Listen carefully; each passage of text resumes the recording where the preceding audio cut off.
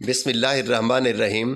ناظرین کرام، نماز فجر کی 2 سنتوں کے بعد قرآن کریم کی ایک خاص صورت کی تلاوت کریں تو زمین سے آسمان تک نور ہی نور برسے گا اور قدرت کے خزانے آپ پر مہربان ہو جائیں گے۔ صبح کی پہلی کرن جب زمین کو چھوتی ہے تو اللہ تبارک و تعالیٰ کے بے شمار راز انسان کے سامنے کھول جاتے ہیں۔ اگر دن کا آغاز اللہ کے ذکر سے ہو، قرآن کریم کی تلاوت سے ہو اور نماز فجر سے ہو تو پورا دن برکت، کامیابی اور سکون سے بھر جاتا ہے۔ لیکن اگر فجر کی 2 سنتوں کے بعد قرآن کریم کی ایک مخصوص صورت پڑھ لی جائے تو آسمانوں سے رحمت کے دروازے کھول جاتے ہیں اور زمین سے آسمان تک نور کی برسات ہوتی ہے۔ یہ صورت اللہ تبارک و تعالیٰ کی عظمت، اس کی قدرت، اس کے انعامات اور اس کی مہربانیوں کا خوبصورت بیان ہے۔ اس مبارک گھڑی میں جب بندہ اللہ تبارک و تعالیٰ کی طرف متوجہ ہو کر یہ صورت پڑھتا ہے تو وہ اپنے رزق، صحت، عزت، گھر اور کاروبار اور دل کے سکون کے دروازے کھول لیتا ہے۔ فجر کی سنتیں ویسی عظیم فضیلت رکھتی ہیں۔ نبی کریم صلی اللہ علیہ وآلہ وسلم نے فرمایا کہ فجر کی 2 رکعت سنتے دنیا و ما فیہا سے بہتر ہیں۔ رسول اللہ صلی اللہ علیہ وآلہ وسلم نے فرمایا فجر کی 2 رکعت سننا دنیا اور اس کی تمام چیزوں سے بہتر ہے۔ باوالا صحیح مسلم۔ اس سے معلوم ہوتا ہے کہ یہ 2 رکعتیں کتنی عظیم ہیں، ان کی قدرت دنیا کی تمام نعمتوں سے بڑھ کر ہے۔ ایک اور حدیث میں حضرت عائشہ صدیقہ رضی اللہ تعالیٰ عنہ فرماتی ہیں کہ نبی کریم صلی اللہ علیہ وآلہ وسلم نے کسی نفل نماز کی اتنی پابندی نہیں کرتے تھے جتنی فجر کی 2 رکعتوں کی کرتے تھے۔ باوالا صحیح بخاری اور صحیح مسلم۔ اس سے ظاہر ہے کہ یہ سنتیں نبی کریم صلی اللہ علیہ وآلہ وسلم کے نزدیک سب سے زیادہ اہم تھی۔ آپ سوچیں کہ ان 2 رکعتوں کے بعد اگر آپ قرآن کریم کی ایک ایسی صورت پڑھ لیں جو فرشتوں کی توجہ ہے، اللہ تبارک و تعالیٰ کی خاص مدد اور آسمانی خزانوں کی کنجی ہے، تو آپ کی زندگی کیسے نہ بدل جائے گی۔ یہ صورت نہ صرف روح کو تازگی دیتی ہے بلکہ دل کو سکون، زندگی کو سمت اور تقدیر کو بلندی عطا کرتی ہے۔ اس کی برکت سے اللہ تبارک و تعالیٰ اپنے غیبی خزانے کھول دیتا ہے اور بند دروازے کھلنے لگتے ہیں۔ آئیے آج کی ویڈیو میں جانیں گے کہ یہ کون سی صورت ہے، اس کے کیا کمالات ہیں اور اسے کب، کیسے اور کتنی بار پڑھنا چاہیے۔ محترم ناظرین، آج ہم آپ کو جس صورت کے بارے میں بتا رہے ہیں یہ قرآن پاک کی ایک نہایت پیاری اور بابرکت صورت ہے۔ اگر اس سے فجر کی 2 سنتوں کے بعد پڑھا جائے تو زمین سے آسمان تک نور کی برسات ہو جاتی ہے اور قدرت کے خزانے اس شخص پر مہربان ہو جاتے ہیں۔ یہ صورت عرش والوں کو بہت پسند ہے۔ اسے پڑھنے والے کی اللہ تبارک و تعالیٰ نہ صرف مغفرت فرماتا ہے بلکہ اس کے لیے رزق اور دولت کے دروازے کھول دیتا ہے اور غیب سے اس کی مدد فرماتا ہے۔ یہ صورت اتنی طاقتور اور بابرکت ہے کہ اس کی تلاوت کرنے والے کی تقدیر بدل جاتی ہے اور اس کے مقدر کو 4 چاند لگ جاتے ہیں۔ اللہ تبارک و تعالیٰ نے اس میں خاص برکت اور شفا رکھی ہے۔ اسے پڑھنے سے اللہ تبارک و تعالیٰ کی نعمتوں کا ڈھیر لگ جاتا ہے اور اس کی برکتوں سے گھر مالا مال ہو جاتا ہے۔ اس صورت کے بارے میں جاننے کے لیے ویڈیو کو آخر تک ضرور دیکھیں۔ یہ صورت اللہ تبارک و تعالیٰ کی وحدانیت اور اس کی عظمت کا بیان ہے جو بندے کے ایمان کو مضبوط کرتی ہے اور اسے ہر مشکل سے نکالتی ہے۔ محترم ناظرین، ایک مرتبہ امیر المومنین حضرت علی المرتضیٰ رضی اللہ تعالیٰ عنہ کوفہ کی مسجد میں تشریف فرما تھے۔ ایک شامی نے اٹھ کر کہا، اے امیر المومنین، میں آپ سے چند سوالات پوچھنا چاہتا ہوں۔ آپ نے فرمایا، سمجھنے کے لیے سوال کرو، زد بازی کے لیے نہیں۔ مسجد میں موجود لوگ اسے حیرت سے دیکھنے لگے۔ شامی نے پوچھا، اللہ تبارک و تعالیٰ نے سب سے پہلے کیا خلق کیا؟ حضرت علی رضی اللہ تعالیٰ عنہ نے فرمایا، اللہ تبارک و تعالیٰ نے نور کو خلق کیا۔ شامی نے پوچھا، آسمانوں کو کس چیز سے بنایا؟ فرمایا، پانی کے بخارات سے۔ شامی نے کہا، زمین کس سے بنائے گی؟ فرمایا، پانی کی جھاگ سے۔ شامی نے پوچھا، پہاڑ کس سے بنائے گے؟ فرمایا، پانی کی موجوں سے۔ شامی نے کہا، مکہ کو ام القریٰ کیوں کہا جاتا ہے؟ فرمایا، کیونکہ زمین اس کے نیچے سے بچھائی گئی۔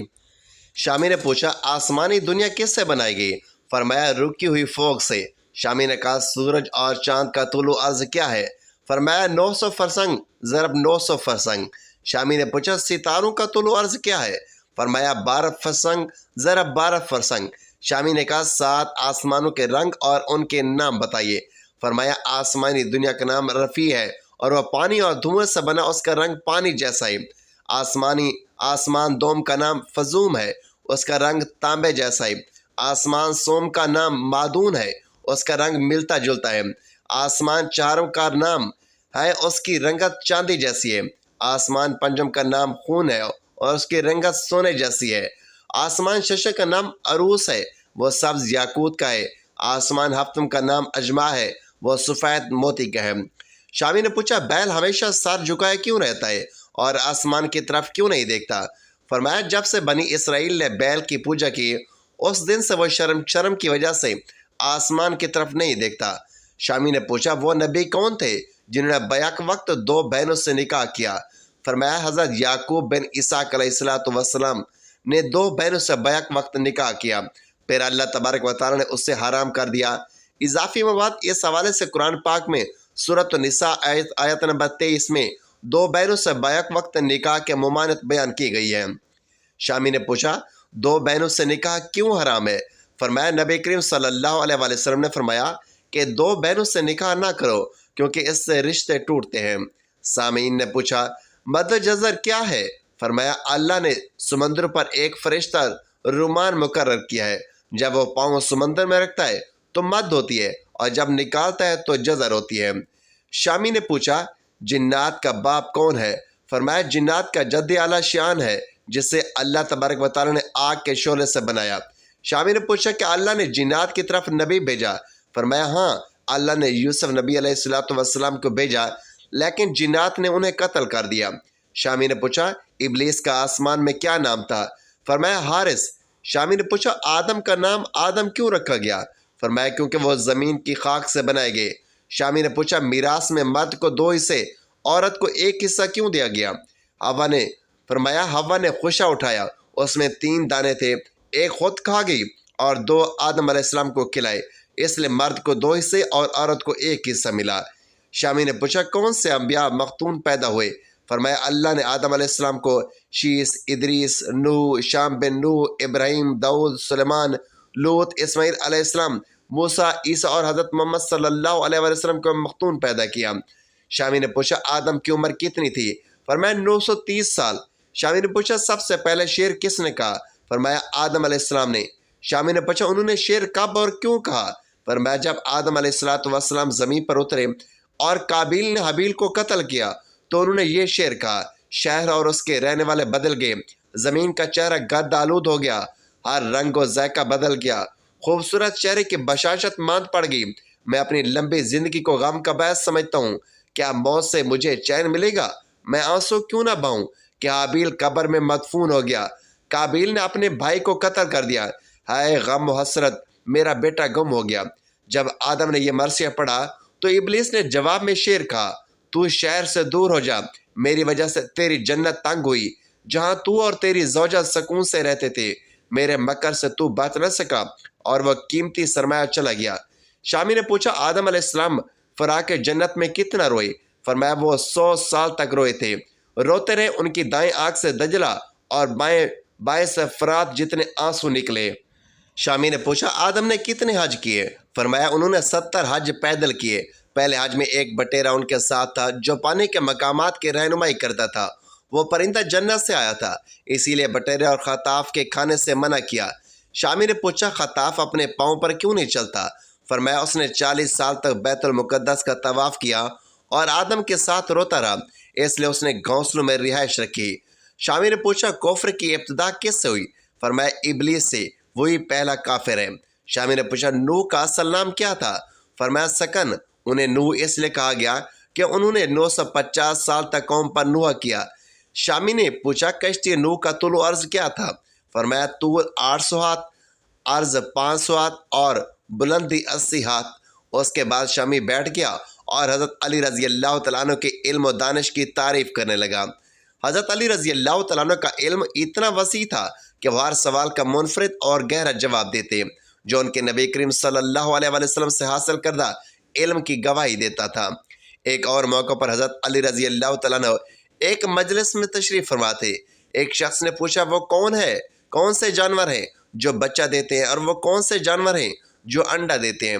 فرمایا، جن جانوروں کے کان باہر نکلے ہوتے ہیں وہ بچہ دیتے ہیں، اور جن کے کان اندر دھنسے ہوتے ہیں وہ انڈا دیتے ہیں۔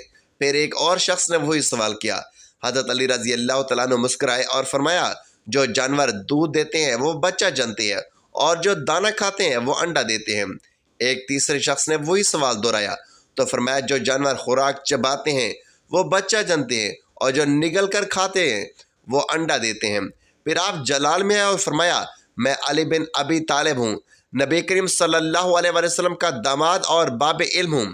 مجھ سے پوچھو جو چاہو، تم قیامت تک یہ سوال پوچھو، میں مختلف جواب دوں گا۔ سبحان اللہ۔ محترم ناظرین، اب ہم آپ کو اس سورت کے بارے میں بتاتے ہیں جو اتنی طاقتور اور بابرکت ہے کہ اسے پڑھنے سے اللہ تبارک و تعالیٰ گھر پر نور برساتا ہے، قدرت کے خزانے بارش کی طرح برستے ہیں، اور پڑھنے والا اللہ کا دوست بن جاتا ہے۔ جو شخص اپنے گناہوں کی بخشش مانگنا چاہتا ہے، دنیا اور آخرت کو بہتر بنانا چاہتا ہے، اللہ کا قرب حاصل کرنا چاہتا ہے، فرشتوں کی توجہ اور عزت پانا چاہتا ہے، یا کسی پریشانی، تنگ دستی یا غربت سے نجات چاہتا ہے، وہ فجر کی 2 سنتوں کے بعد یہ سورت پڑھے۔ انشاءاللہ اس کی تمام خواہشات پوری ہوں گی، مشکلات ختم ہوگی، اور اللہ تبارک و تعالیٰ اس کی حاجات پوری فرمائے گا۔ جان لیں کہ یہ سورت فجر کی 2 سنتوں کے بعد پڑھنی ہے، جب آسمانوں کے دروازے کھلتے ہیں اور ہر دعا مقبول ہوتی ہے۔ نبی کریم صلی اللہ علیہ وآلہ وسلم نے فرمایا، جو فجر کی حفاظت کرتا ہے وہ جنت میں داخل ہوگا۔ یہ دعاؤں کی قبولیت کا وقت ہے، جب دل کی مرادیں رب تک پہنچتی ہیں۔ جو بندہ فجر کی 2 سنتوں کے بعد یہ سورت پڑھتا ہے، عرش کے فرشتے اسے سلام کرتے ہیں اور اس کے لیے دعائیں کرتے رہتے ہیں۔ یہ سورت زمین پر روشنی بکھیرتی ہے اور عرش الہی پر نور لے جاتی ہے۔ فرشتے اسے بار بار پڑھتے ہیں۔ جب کوئی بندہ اخلاص، محبت اور ادب سے اسے پڑھتا ہے تو فرشتے کہتے ہیں، اے اللہ، یہ تیرا بندہ تیرا خاص کلام خاص وقت میں پڑھ رہا ہے، اس پر رحمت فرما۔ اللہ تبارک و تعالیٰ فرماتا ہے، میرے بندے نے میرے محبت کے بعد کی توحید کو بیان کیا، میرے سوا کسی کو یاد نہیں کیا، تو میں اسے دنیا اور آخرت میں تنہا نہیں چھوڑوں گا۔ یہ مختصر صورت ہے، لیکن اس کے اثرات بے حد ہیں۔ اگر اسے 100 مرتبہ پڑھ جائے تو اللہ 100 حاجات پوری فرماتا ہے، گناہ معاف کرتا ہے اور گھر پر نور برساتا ہے۔ بس سچے دل سے اور یقین سے پڑھیں، اللہ ہر دعا قبول فرمائے گا انشاءاللہ۔ محترم ناظرین، یہ سورت الاخلاص ہے۔ یہ بہت بابرکت سورت ہے۔ حضرت ابو ایوب انصاری رضی اللہ تعالیٰ عنہ فرماتے ہیں، کیا تم میں سے کوئی ہر رات قرآن کا تہائی حصہ پڑھ سکتا ہے؟ صحابہ نے کہا، یہ کون کہہ سکتا ہے؟ فرمایا، قل هو اللہ احد قرآن کے تہائی حصے کے برابر ہے۔ رسول اللہ صلی اللہ علیہ وآلہ وسلم نے فرمایا کہ ابو ایوب سچ کہتے ہیں۔ ایک اور حدیث میں آپ صلی اللہ علیہ وآلہ وسلم نے فرمایا، جو اس سورت کو 10 بار پڑھے گا، اللہ تبارک و تعالیٰ اس کے لیے جنت میں محل بنائے گا۔ حضرت عمر فاروق رضی اللہ تعالیٰ عنہ نے کہا، پھر تو ہم بہت محل بنوائیں گے۔ آپ نے فرمایا، اللہ اس سے بھی زیادہ اور بہتر دینے والا ہے۔ سبحان اللہ۔ سورت اخلاص اللہ تبارک و تعالیٰ کی توحید کا اعلان ہے، جو دل کو پاک کرتی ہے اور بندے کو اللہ کے قریب لاتی ہے۔ اب ہم اس عمل کی طرف آتے ہیں۔ سب سے پہلے باوضو ہو کر فجر کی 2 سنتیں ادا کریں۔ سنتیں ادا کرنے کے بعد اپنی حاجت اور مقصد کو ذہن میں رکھیں۔ پھر نبی کریم صلی اللہ علیہ وآلہ وسلم پر درود پاک پڑھیں۔ ایک بار میرے ساتھ بھی درود پاک پڑھ لیں۔ اللہم صلی علی محمد وعلی آل محمد کما صلیت علی ابراہیم وعلی آل ابراہیم انک حمید مجید۔ اللہم بارک علی محمد وعلی آل محمد کما بارکت علی ابراہیم وعلی آل ابراہیم انک حمید مجید۔ درود کے بعد سورت اخلاص 33 مرتبہ پڑھیں۔ بسم اللہ الرحمن الرحیم، قل هو اللہ احد اللہ الصمد لم یلد ولم یولد ولم یکن لہ کفوا احد۔ اس کے بعد اللہ کے بابرکت نام یا اللہ، یا غنی، یا نور کو ملا کر 33 بار پڑھیں۔ تسبیح یا انگلیوں پر گنتے ہوئے پڑھیں، پھر اتنا ہی درود پاک پڑھنا جو شروع میں پڑھا تھا۔ اس کے بعد فجر کے 2 فرض ادا کریں۔ نماز مکمل کرنے کے بعد اللہ کی بارگاہ میں رو رو کر، گڑ گڑا کر اس سورت کے وسیلے واسطے سے دعا مانگیں۔ اپنی پریشانیاں، تنگ دستیاں اور گناہوں پر ندامت کرتے ہوئے التجا کریں۔ انشاءاللہ اس سورت کے برکت سے اللہ تبارک و تعالیٰ آپ کے حالات بدل دے گا۔ گھر پر خزانوں کے بارش ہوگی، زمین سے آسمان تک نور برسے گا، رزق میں بے تحاشا اضافہ ہوگا، غربت اور بیماری ختم ہوگی، کیونکہ اللہ نے اس صورت میں خاص شفا رکھی ہے۔ اللہ ہمیں نیکی کی بات سننے، سمجھنے اور اس پر عمل کرنے کی توفیق عطا فرمائے۔ ہمارا سنانا اور آپ کا سننا اپنی بارگاہ الہی میں قبول و منظور فرمائے، آمین یا رب العالمین۔ ناظرین، اللہ تبارک و تعالیٰ کے 99 ناموں میں سے ایک نام کمنٹ باکس میں ضرور شیئر کریں۔ اللہ ہم سب کا حامی و ناصر ہو، آمین یا رب العالمین۔